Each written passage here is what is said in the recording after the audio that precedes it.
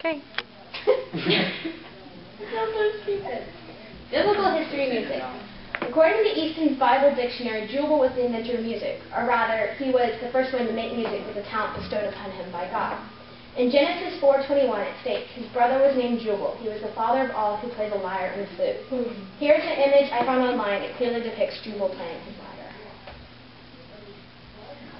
This is the first time in the Bible that music of any sort is mentioned.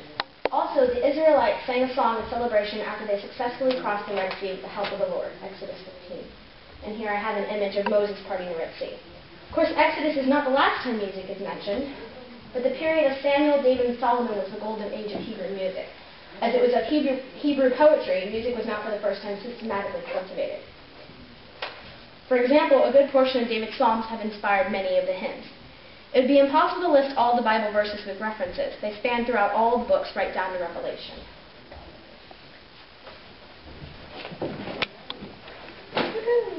The violin replaced the viol, and the violin has over 70 parts. Way too many for me. The harp is about 6 feet tall and has 47 strings. That is messed up. The largest range in all orchestral. It has the largest range in all orchestral instruments.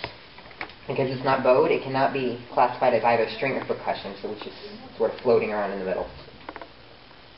Woodwind, very exciting. The flute goes as far back as Imperial Rome. It was redesigned to its current form in 1847, and by Theobald Bowen. It is about 2 feet long. The saxophone was patented in 1846. It was originally used in military marching bands and orchestras, but is now mostly associated with jazz. The saxophone family includes soprano, alto, tenor, and baritone. Where did that come from? I don't know which deal. Brass. That wasn't on there when I looked at it last night. One of the most popular instruments in the brass section is the French horn. If the horn was not coiled, it would be over 12 feet long. Since the instrument is difficult to master both the high and low notes, usually a musician specializes in only one range or another. There's a lot of typing errors I found so far. Yeah, I tried to go through it and fix it, okay? I'm not perfect. The Celestra is a mix of the piano and the granny glockenspiel. One of the most popular... What? How do they pronounce them? Isn't that like an animal? I don't know. It's called the granny glockenspiel. One of the most popular songs of all time that is used... that used the Celestra is the Sugar Plum Fairy. I don't have Dance of the Sugar Plum Fairy. Whatever. Gosh, Nikki, way to fail in your research. It sounds like bells, which... It sounds like bells. It is really a piano with strings and hammers. Okay, that's just ridiculous. I don't know.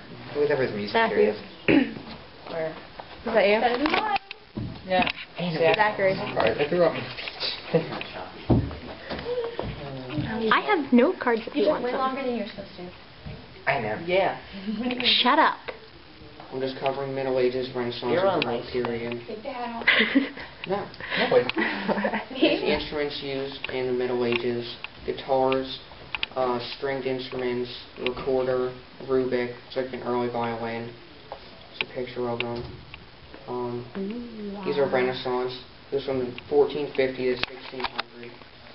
That's a lute that they used to use. It's a band, and they have all the instruments.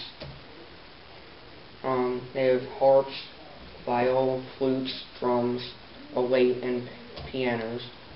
And then the Baroque period, from 1600 to 1750, and a clavichord, an organ, harpsichord, different stringed instruments, wind instruments, and percussion. Okay, that's it. You need to have a slide put in there to introduce his. Yeah, like...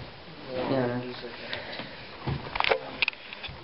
The Revolutionary War, I don't know what they had drums, fifes, and woodwind instruments were the most, if not only, used instruments.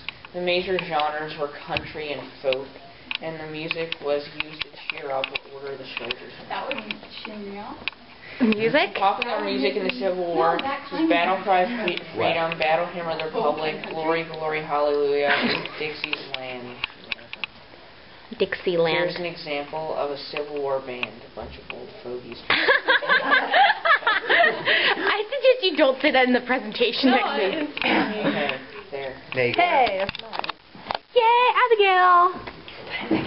Just I suddenly got very tired all of a sudden. I did put a picture. You told me to. Suddenly got very tired. You can share and download music on the internet on any different websites, YouTube, iTunes, iMesh, and LimeWire, if you use it correctly. Illegal. The law states that it is only illegal to share music files if you haven't paid for the copyright information. What? Or you do not have permission. What? Otherwise, it's legal. You can share music across the world by using some of the same websites. Concerts, sermons, and music can now be sent all over the world for people to hear, enjoy, and for people to learn more about God.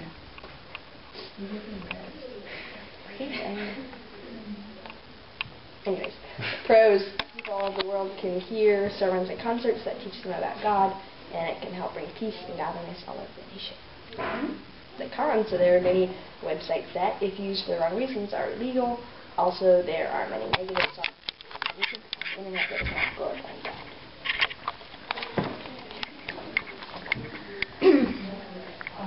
Music was given to us by God and is a great means to help express ourselves. We sing our songs of praise for the Lord, and it helps us celebrate His everlasting love for us. Music can also make us cry and be angry, but it's God's divine power that allows something as simple as music to tear us up like that. Here is a verse I found in my research I'd like to end with, from the 95th Psalm, verse 1. O come, let us sing unto the Lord, let us make a joyful noise to the rock of our salvation. We need like a ta-da.